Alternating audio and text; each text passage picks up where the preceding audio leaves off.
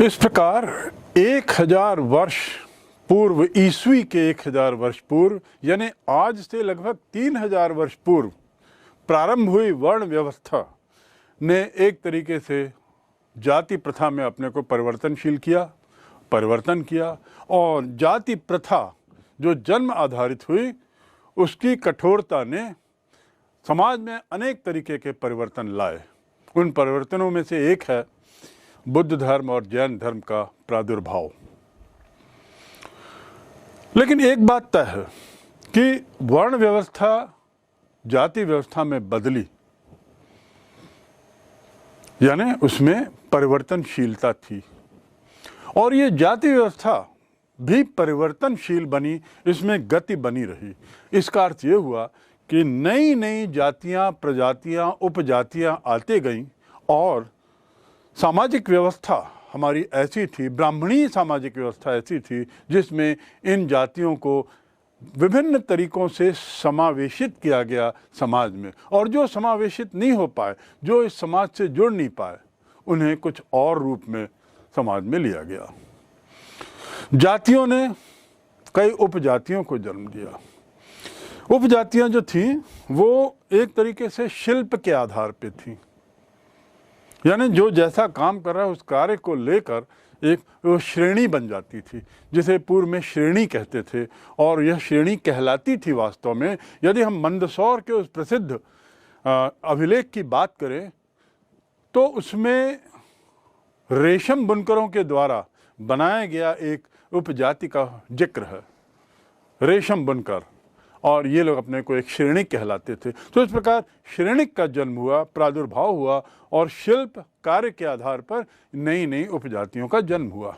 इसके साथ ही कई अन्य कारणों से भी नई नई उपजातियां आई, जैसे स्थान बदला, तो स्थान बदलने के साथ उनकी नई जाति बनी जो समाज के मुख्य धारा में न समाहित हो पाने के कारण, ब्राह्मणी व्यवस्था के कारण वह एक नई उपजाति का रूप ली। इसके साथ ही अन्य कुछ कारणों में था कि एक तरीके से शिल्प में यदि कला कौशल में यदि पारंगतता का स्तर भी अलग अलग था, तो उनकी पारंगतता के स्तर को लेकर भी अलग अलग उपजातियां बनी। यदि बहुत अच्छे बुनकर थे तो उनकी श्रेणी बिल्कुल अलग थी, बहुत शुरुआती बुनकरों की श्रेणी अलग थी। तो कहने का तात्पर्य यह है कि जो हमारा समाज था, तत्कालीन समाज, उसमें जाति व्यवस्था में एक तरीके से गतिशीलता थी, और जो ब्राह्मणी व्यवस्था में समाहित नहीं हो पाते थे उन्हें एक उपजाति का रूप दे दिया जाता था।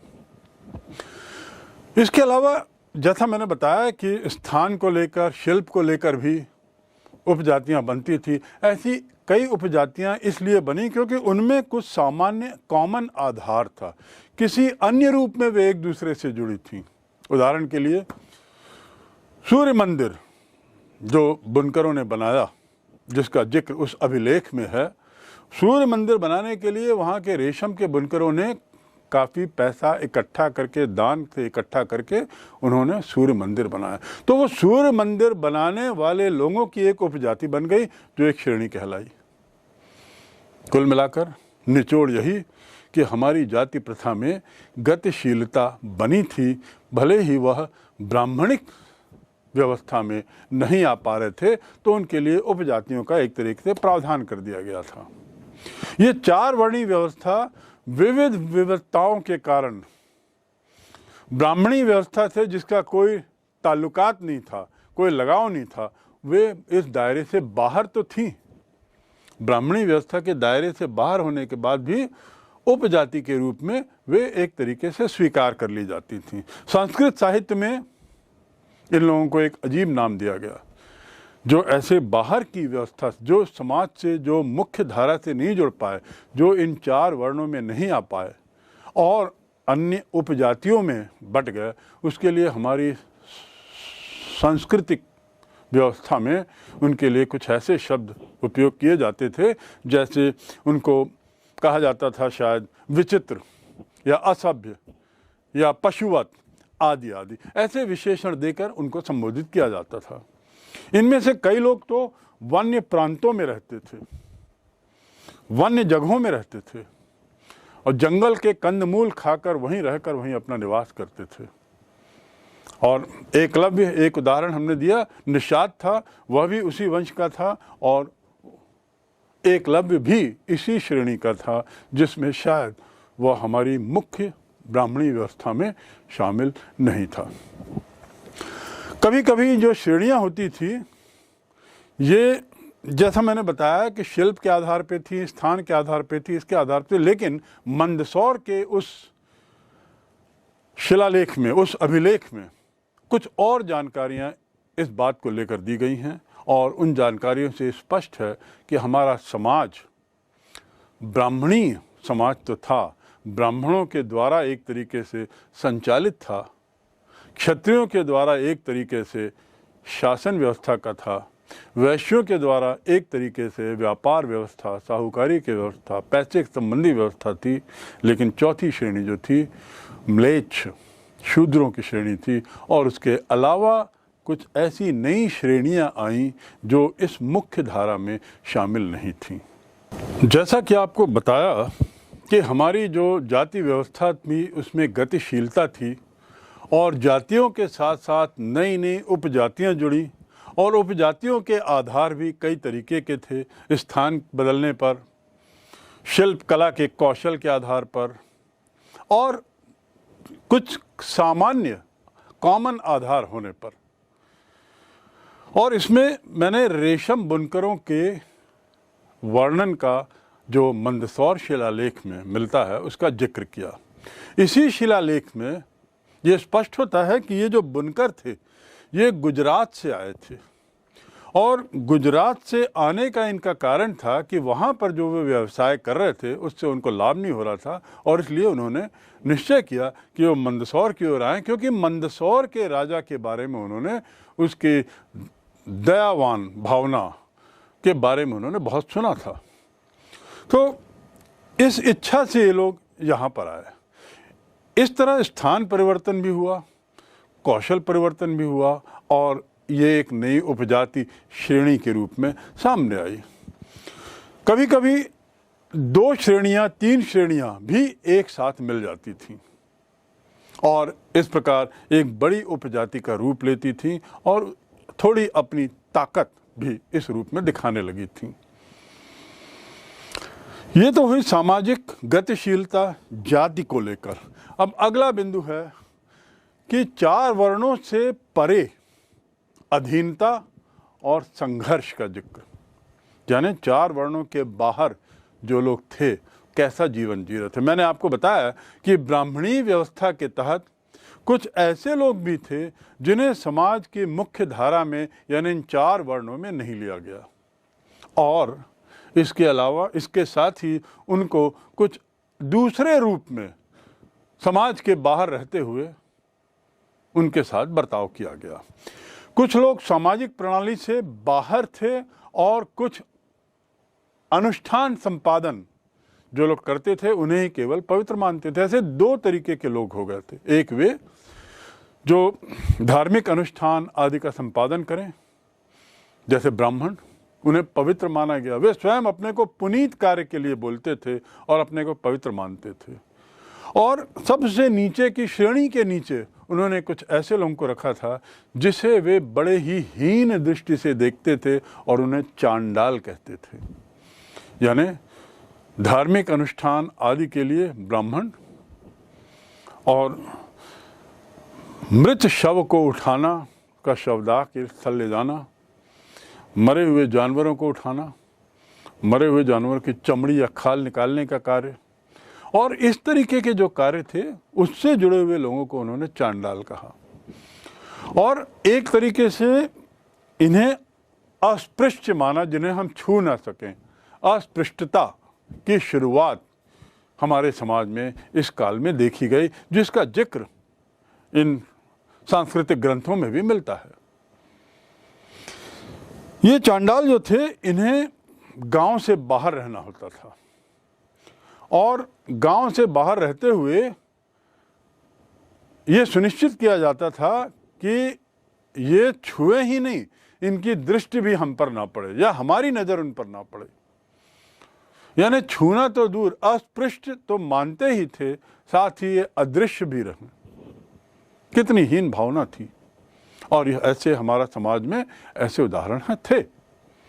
तो इस प्रकार इस तरीके की प्रवृत्ति की बड़ी लंबी सूची। साथ ही ये भी था कि यदि वो कहीं गांव से आते हैं, किसी कार्य से उनको आना है, तो लकड़ी मारते हुए यानी आवाज़ करते हुए वे आएँ, ताकि हमको पता लग जाए कि जो सामने से व्यक्ति आ रहा है वह चांडाल वर्ग का है, वह निम्न वर्ग का है।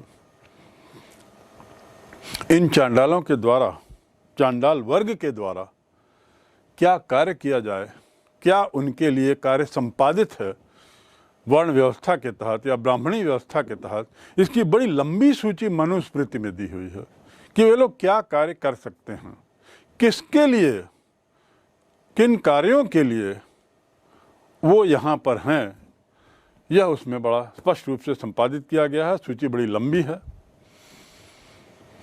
ये जो चांडाल थे, गांव के बाहर तो रहना जरूरी था, नज़र से भी दूर रहना जरूरी था, साथ ही लकड़ी की आवाज़ देना जरूरी था यदि वह किसी के सामने से गुजरे। और तो और ये केवल वही आभूषण पहन सकते थे जो मरे हुए व्यक्ति के शरीर से निकाला गया हो। ये केवल वही बर्तनों का उपयोग कर सकते थे भोजन का जो मरे हुए व्यक्ति का जो बर्तन हो, जो फेंके गए हों, ऐसे बर्तनों के उपयोग की इनको अनुमति थी। और इस प्रकार इनके साथ एक तरह का अलग ढंग का व्यवहार होता था। पूर्व में हमने 16 संस्कारों की बात की, सांस्कृतिक अनुष्ठानों की बात की, और समाज में क्या स्वीकार्य था क्या नहीं, विवाह के संबंध में, जाति के संबंध में, वर्ण के संबंध में, इसे जाना। अब थोड़ा हम चलें संपत्ति के बारे में। समाज की व्यवस्था कैसी थी उस समय के समाज में, इन सांस्कृतिक विरासत के अनुसार क्या माना जाता था, किस चीज़ का पालन किया जाता था। जहाँ तक संपत्ति का अधिकार है, यह बड़ा स्पष्ट था कि मृत्यु के बाद उस पर उसके पुत्र का अधिकार होगा। यानी पैतृक संपत्ति पुत्र को जाएगी। और जैसा बताया गया कि यह पितृसंत्रात्मक समाज था, तो इसलिए पुत्र ही उस प्रॉपर्टी का, उस संपत्ति का पूर्व उत्तराधिकारी होता था। स्त्री को केवल चल संपत्ति तक ही उसके अधिकारों को सीमित रखा गया। चल संपत्ति मतलब जिसे खरीदा बेचा जा सके, जमीन आदि नहीं। तो ऐसे छोटे मोटे धन का संचय स्त्री के लिए उसको अनुमति थी। युधिष्ठिर ने तो यहाँ तक कि जब इसकी बात होती है कि स्त्री को किस रूप में देखा जाता था, तो स्त्री को भी चल संपत्ति के ही रूप में माना जाता था। और युधिष्ठिर ने तो आप जानते हैं कि उसने कैसे वो खेल में, जैसे धूत क्रीड़ा के तरीके से चौसर खेलते हुए द्रौपदी को ही दांव पे लगा दिया और फिर उसके बाद हार गया। तो स्त्रियों की स्थिति इस मामले में पुरुषों से काफ़ी नीचे थी। वे स्वयं भी एक चल संपत्ति के रूप में मानी जाती थी। प्रारंभिक काल में स्त्रियों को कुछ अधिकार, जैसा मैंने कहा पूर्व में, चल संपत्ति पर उनको कुछ अधिकार था, पर बाद में ये अधिकार उनसे समय के साथ साथ एक तरीके से ले लिए गए और केवल उपहार ही उनके लिए आधिकारिक अर्जन का जरिया बना। चाहे वह विवाह के दौरान के उपहार हों, चाहे विवाह के पश्चात अन्य धार्मिक अनुष्ठानों में मिली गई भेंट या उपहार ही स्त्री धन के रूप में जाना जाने लगा। और ये सुनिश्चित कर दिया गया समाज के द्वारा कि स्त्री धन वही है जो उन्हें अपने काल में विभिन्न अनुष्ठानों के समय उन्हें किसी तरीके से भेंट या उपहार के रूप में मिला है। और उनका उपयोग भी केवल स्त्री ही कर सकती थी। स्त्री धन का उपयोग भी केवल स्त्री द्वारा ही किया जा सकता था। उस पे पति या पिता का कोई अधिकार नहीं होता था। पर इसमें एक बात जुड़ी हुई थी, ये भी समाज के द्वारा जोड़ी गई थी, और ये था कि यदि परिवार किसी संकट में हो तब स्त्री धन का उपयोग परिवार द्वारा किया जा सकता है।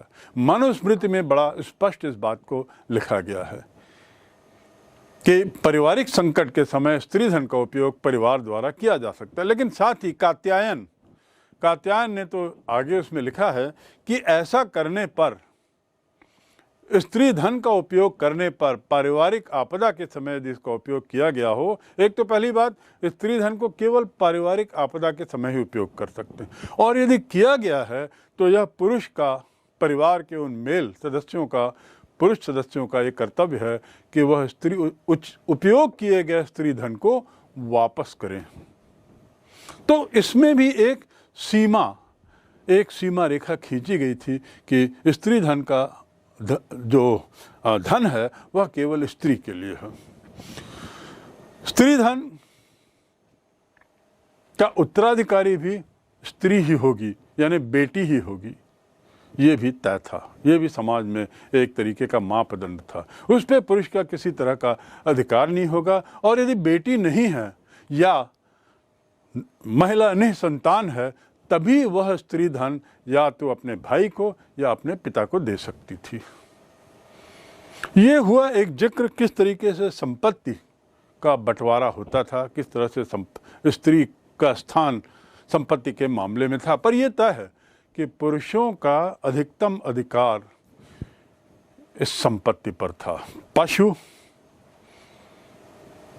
भूमि और उसके अलावा धन, ये तीनों पर पुरुष का अधिकार होता था। धर्मसूत्र और धर्मशास्त्र में इस संबंध में जो कई बातें लिखी गई हैं, जो इन पुस्तकों में जो कई बातें लिखी गई हैं, उसमें तो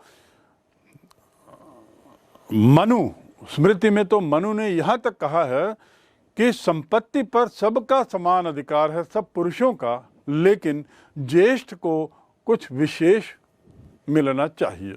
जो सबसे बड़ा हो परिवार में, सबसे बड़ा लड़का हो, उसे कुछ ज़्यादा संपत्ति बंटवारे के समय उसे मिलनी चाहिए।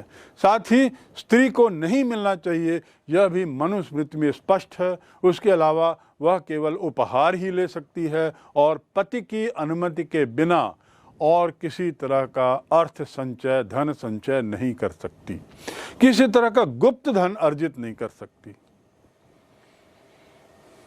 समाज में इस तरह बड़ा स्पष्ट करने की कोशिश की गई उस समय के सामाजिक रचयिताओं द्वारा, जिसमें उन्होंने परिभाषित किया। अर्जन यानी कमाने के, लेने के उपाय भी बताए, और महिलाओं के लिए 6 तरीके के उपाय थे। पर जैसा मैंने कहा, ये 6 तरीके के उपाय में एक सामान्य, एक कॉमन चीज़ थी, और वह थी कि ये सब उपहार या भेंट होनी चाहिए। पुरुषों के लिए 7 तरीके बताए गए हैं कि किस तरीके से संपत्ति अर्जन पुरुष कर सकते हैं। इन 7 तरीकों से, उन 7 तरीकों में व्यवसाय भी है, उन 7 तरीकों में युद्ध लड़ाई आदि भी है, उन 7 तरीकों में ये सभी बाकी अन्य तरीके जो आज भी ईजाद हैं, आज भी हैं, वे पुरुषों के द्वारा ही अपनाए जा सकते थे धन अर्जित करने के, संपत्ति अर्जित करने के तरीकों में।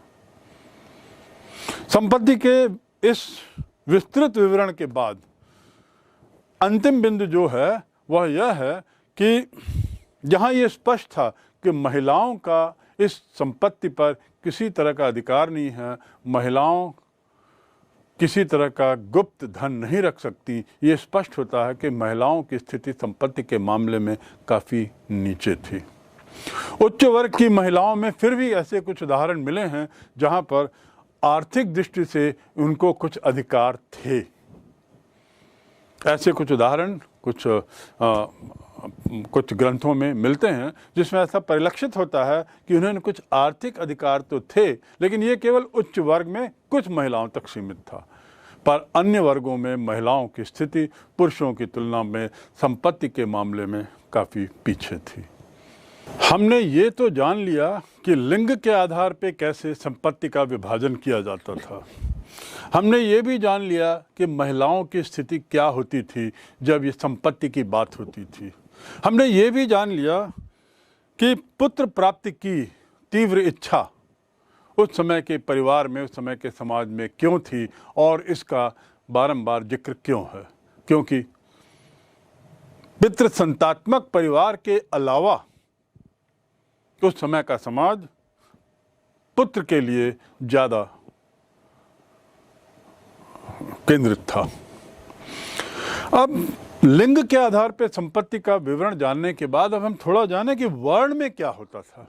जो 4 वर्ण थे, इन वर्णों में संपत्ति के बारे में, संपत्ति अर्जन के बारे में क्या कहा गया है, हमारे शास्त्रों में, हमारी सामाजिक व्यवस्था में उस समय क्या प्रचलित था।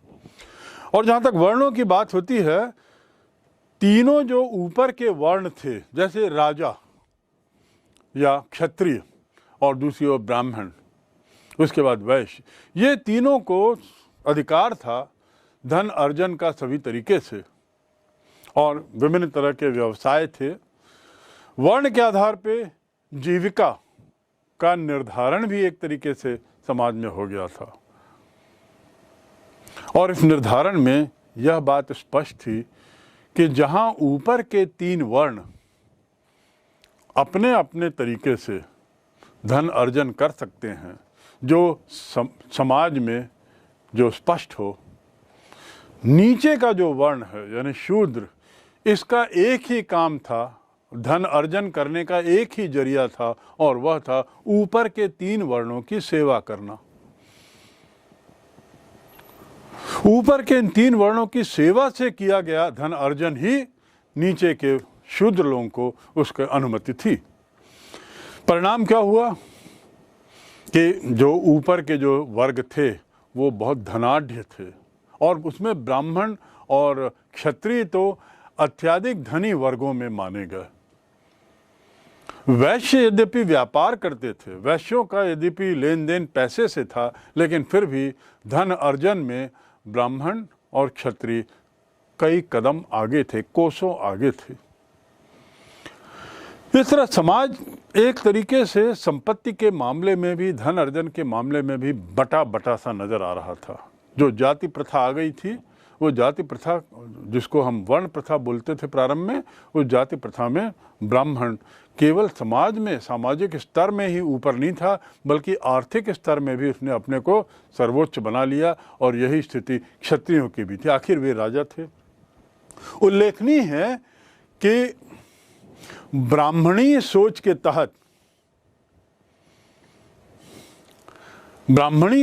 तहत बहुत सारे परिवर्तन हो रहे थे, और समाज इनको स्वीकार भी कर रहा था। धर्मशास्त्रों में जिनका उल्लेख था, अनुष्ठानों में जिसका पालन किया जा रहा था, तो एक और जहां इस ब्राह्मणी सोच को लिया जा रहा था, दूसरी ओर इसकी आलोचना भी बढ़ती जा रही थी। और यही वह काल है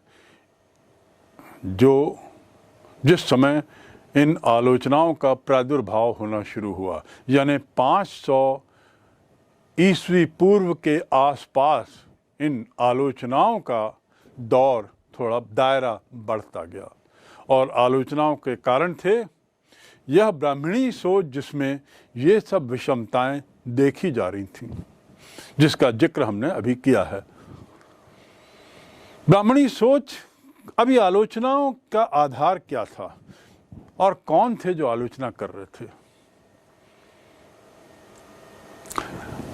समय के साथ साथ कई 100 वर्षों में जो निम्न वर्ग के लोग थे, इनकी आवाज़ बुलंद होने लगी। और जैसा मैंने बताया, निम्न वर्गों में भी कुछ वर्ग ऐसे निकले, कुछ उपजातियां ऐसी हुई जिन्होंने धन अर्जन अच्छा किया।